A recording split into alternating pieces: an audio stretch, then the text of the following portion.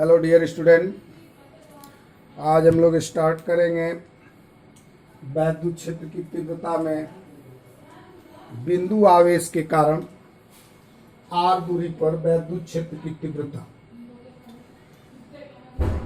बिंदु आवेश के कारण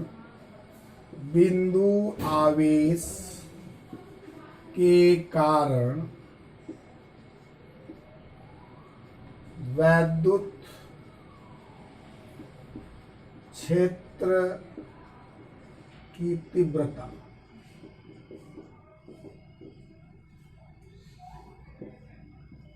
electric field intensity due two point charge.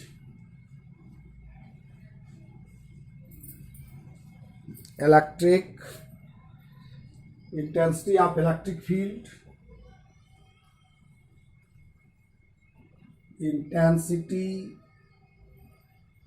intensity of electric field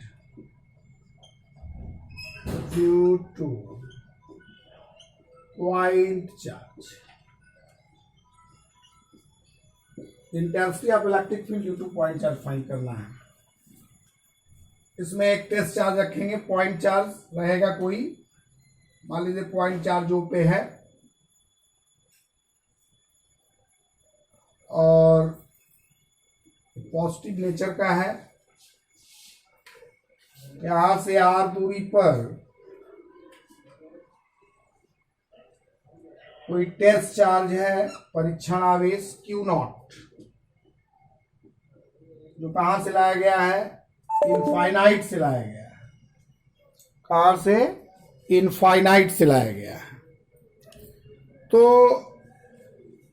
r दूरी पर है तो ये प्लस है, ये भी प्लस होता है। परीक्षण आवेश जो होता है हमेशा पॉजिटिव होता है। परीक्षण आवेश, ये है आपका परीक्षण आवेश, ये आपका बिंदु आवेश। बिंदु इसको कहते हैं हम लोग पॉइंट चार्ज, बिंदु आवेश। ये डायग्राम हो गया। इस प्लस के कारण, इस प्लस पे जो फोर्स लगेगा, प्रतिकर्षण बल लगेगा, इसको कहेंगे हम लोग Fe। Fe की वैल्यूज होगी कूलाम के नियम के अनुसार,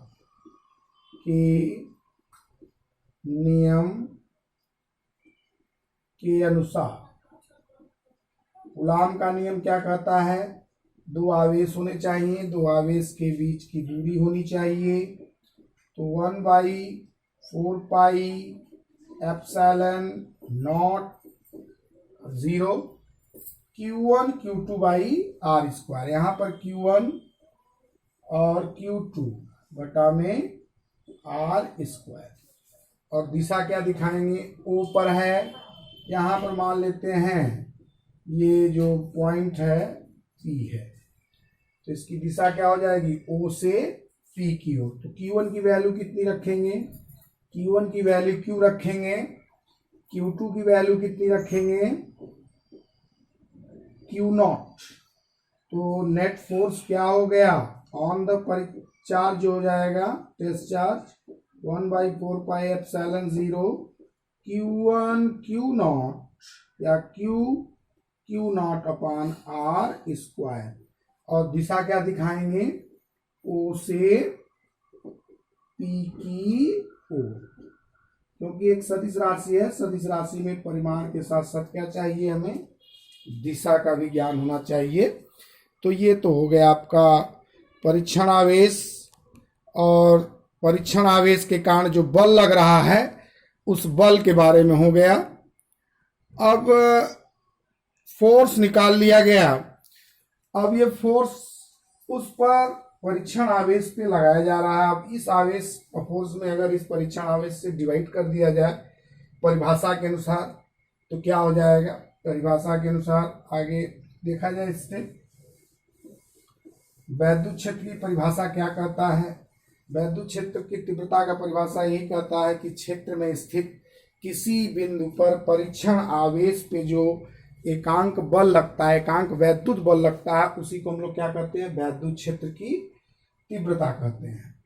तो वैद्युत क्षेत्र की तीव्रता के लिए परिभाषा के अनुसार चलेंगे हम लोग। तो परिभाषा हमारी यही है, या फी की वैल्यू जो होती है और क्यू नॉट डिवाइड किया जाएगा क्यू नॉट से, तो आपको क्या मिल जाएगा, वैद्युत क्षेत्र मिल जाएगा। अब एफ की वैल्यू कितनी है, 1/4 पाई एप्सिलॉन 0 और q into q not upon r square, और पूरे बटे में क्या कर देंगे हम लोग, क्यू नॉट कर देंगे। क्यू नॉट से क्यू नॉट कट गया, तो फाइनल रिजल्ट क्या आ गया, 1/4 पाई एप्सिलॉन 0 आई इंटू क्यू बटा में आर स्क्वायर। ये वैद्युत क्षेत्र की तीव्रता हो गई। उसका फॉर्मूला हो गया, यदि आवेश निर्वात में है या आवेश वायु माध्यम में है, तब वैद्युत क्षेत्र का फॉर्मूला क्या हो गया, 1/4 pi epsilon 0 q by r square. अब इसमें अगर माध्यम बदल दिया जाए, माध्यम में कोई परावैद्युत पदार्थ रख दिया जाए, तो वैद्युत क्षेत्र की तीव्रता बल की तरह क्या हो जाएगी, 1/k टाइम्स डिक्रीज कर जाएगी, 1/k टाइम्स डिक्रीज कर जाएगी। अब इसी को हम लोग आगे लिखेंगे। ये तो फॉर्मूला आ गया 1/4 pi epsilon 0 q by r square. अब यही माध्यम में यदि माध्यम में परावैद्युत पदार्थ उपस्थित हो, परावैद्युत पदार्थ बता चुके हैं, डाइलेक्ट्रिक कांस्टेंट, डाइलेक्ट्रिक सब्सटेंस और मटेरियल, इंसुलेटेड मटेरियल जिसमें आप करंट फ्लो नहीं करा सकते, वैसे मटेरियल को हम लोग क्या कहते हैं, परावैद्युत पदार्थ कहते हैं। यदि माध्यम में परावैद्युत पदार्थ उपस्थित हो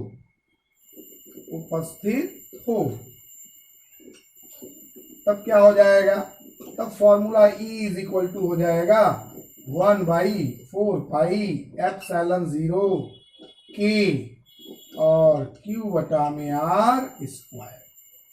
इसको E डैश कर दीजिए, तो 1/4 pi epsilon not K Q by R square.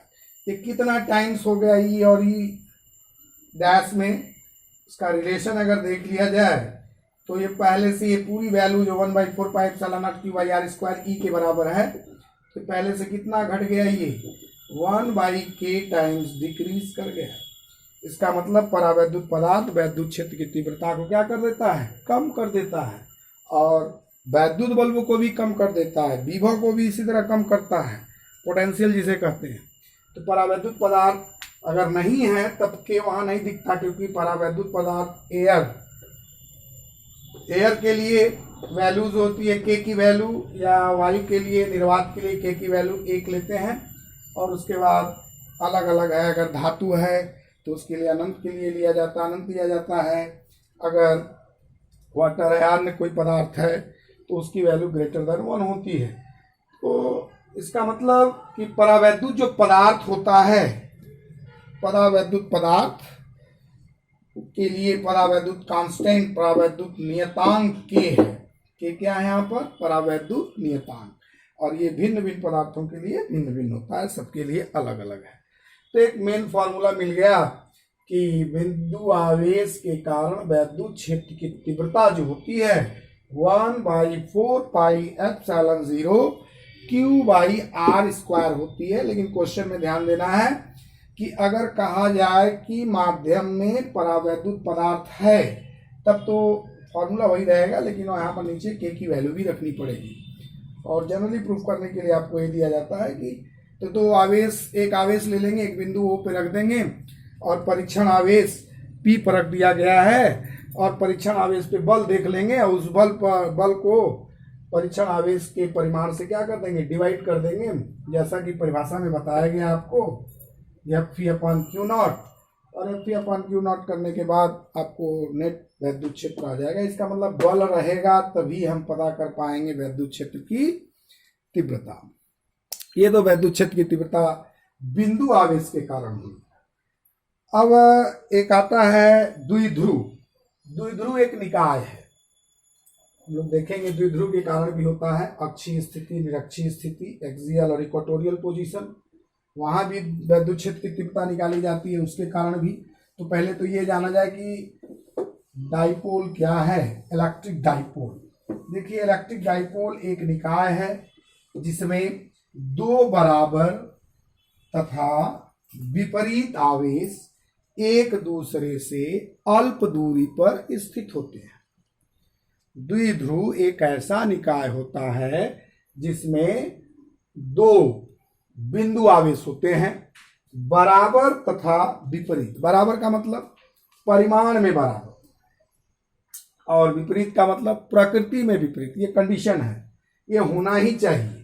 दोनों धन हो जाएंगे तो द्विध्रुव नहीं बनेगा, दोनों ऋण हो जाएंगे तो द्विध्रुव नहीं बनेगा। एक का धन और दूसरे का ऋण होना जरूरी है, और वो दोनों आवेश एक दूसरे से अल्प दूरी पर स्थित हो, मतलब कम दूरी पर स्थित हो।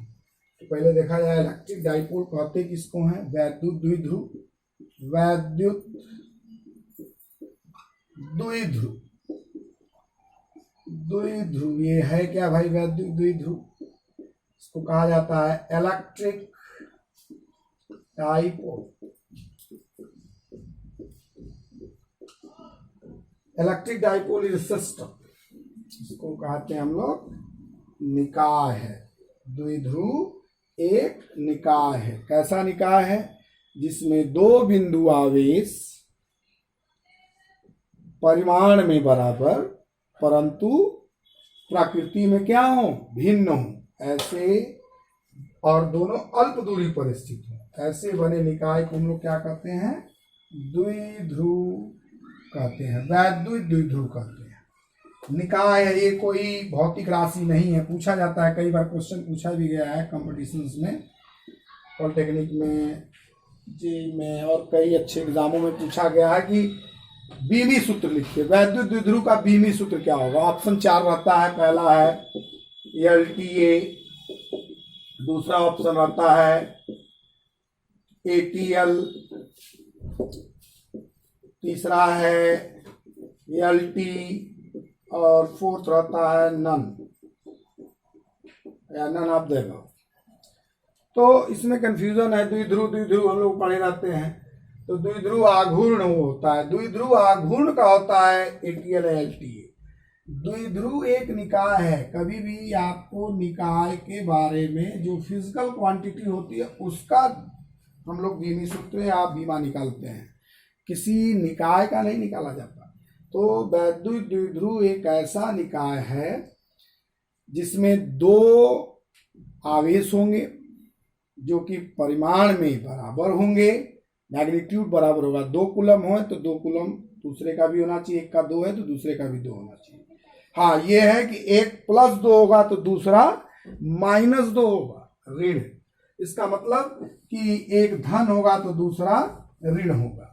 मतलब कि वैद्युत द्विध्रुव एक ऐसा निकाय होता है जिसमें दो आवेश होते हैं, एक धन आवेश और एक ऋण आवेश, जो परिमाण में बराबर परंतु क्या होंगे? प्रकृति में भिन्न होते हैं और अल्प दूरी पर स्थित होते हैं। ऐसे निकाय को हम लोग क्या कहते हैं? वैद्युत द्विध्रुव कहते हैं। तो वैद्युत द्विध्रुव वह निकाय है, इसकी परिभाषा लिख लिया जाए। वैद्युत द्विध्रुव, वैद्युत द्विध्रुव वह निकाय है जिसमें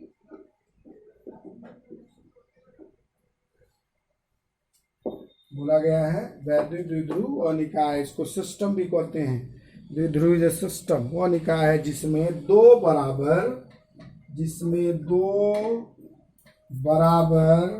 बराबर का मतलब समझिएगा परिमाण से है, मात्रा से है। दो बराबर प्रकृति में भिन्न परंतु प्रकृति, दो बराबर परंतु प्रकृति में भिन्न प्रकृति में भिन्न। ये 2 बराबर बोल दिया गया, बराबर मतलब परिमाण से है, 2 माइक्रो कूलाम तो 2 माइक्रो कूलाम, 5 कूलाम तो 5 कूलाम, लेकिन प्रकृति में भिन्न बोल दिया गया।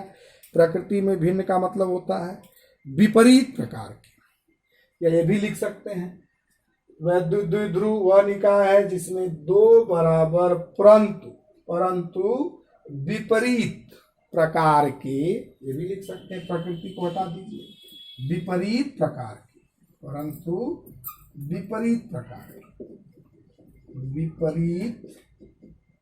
प्रकार के 2 बिंदु आवेश एक दूसरे से अल्प दूरी पर, अल्प दूरी, बहुत ज्यादा दूरी नहीं होनी चाहिए, कम दूरी पर स्थित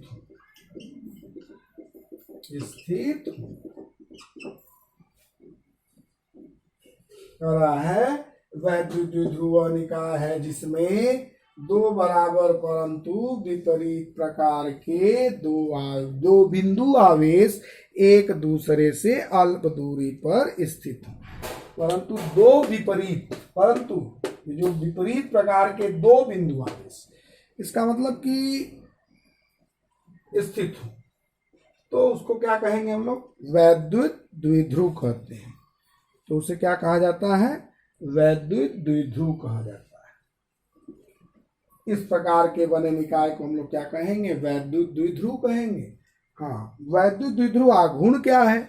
वैद्युत द्विध्रुव आघूर्ण जो होता है आवेश, एक आवेश की पर मात्रा ले लीजिए और उनके बीच की दूरी ले लीजिए, उस आवेश की मात्रा और दूरी का गुणनफल कर देंगे तो हम लोग को द्विध्रुव आघूर्ण मिल जाएगा।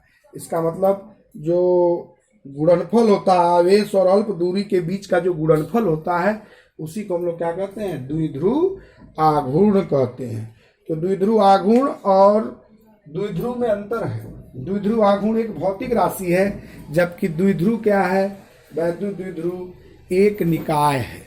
इसका मतलब कि परिभाषा आएगा लिखने के लिए, कई बार परिभाषाएं पूछी जाती हैं, तो लिखेंगे आप वैद्युत द्विध्रुव वह निकाय है जिसमें 2 बराबर परंतु विपरीत प्रकार के 2 बिंदु आवेश एक दूसरे से अल्प दूरी पर स्थित हो। ऐसे निकाय को क्या कहेंगे हम लोग? द्विध्रुव कहेंगे। क्या कहेंगे? द्विध्रुव कहेंगे। जैसे कोई एक प्लस है, उतने ही परिमाण का क्या हो दूसरा? माइनस हो, और उनके बीच की दूरी जो है 2l या 2a लेते हैं, ये भी ले सकते हैं आप, या इसी को हम लोग लिखते हैं 2l। किसी किताब में 2l भी दिया हुआ है, स्मॉल l है, 2a या 2l। ये अल्प दूरी है। ये 2 आवेश हो गए a और b। अब ये द्विध्रुव आघूर्ण को p से डिनोट किया जाता है, स्मॉल p से, और इसकी दिशा जो होती है हमेशा ऋण से धन की ओर होती है। क्या होती है? ऋण से धन की ओर होती है। एक सदिश राशि है, दिशा ऋण से धन की ओर। तो इतना याद रखिएगा, द्विध्रुव जो होता है उसके कारण भी हम लोग वैद्युत क्षेत्र निकालते हैं। वैद्युत द्विध्रुव के कारण वैद्युत क्षेत्र जो होगा अक्षीय स्थिति और निरक्षीय स्थिति में निकाला जाएगा। अक्षीय स्थिति में 1/4 पाई एप्सिलॉन नॉट 2p/r³, और जबकि निरक्षीय स्थिति में 1/4 पाई एप्सिलॉन नॉट p/r³। आज के लिए इतना ही। इसके कंटिन्यू देखते रहें। Okay, thank you.